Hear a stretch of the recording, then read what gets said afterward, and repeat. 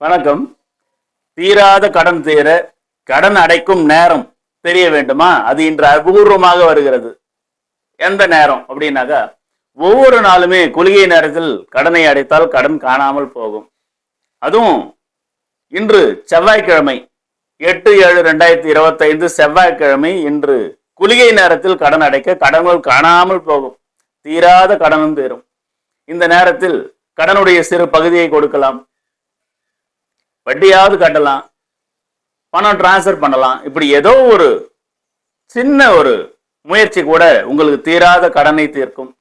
எனவே இன்று கடன் தீர்க்கும் நேரம் பகல் 12 மணி முதல் 1:30 மணி வரை. இந்த நேரத்துல கடன் அடைச்சு கடனை தீர்த்துக்கோங்க.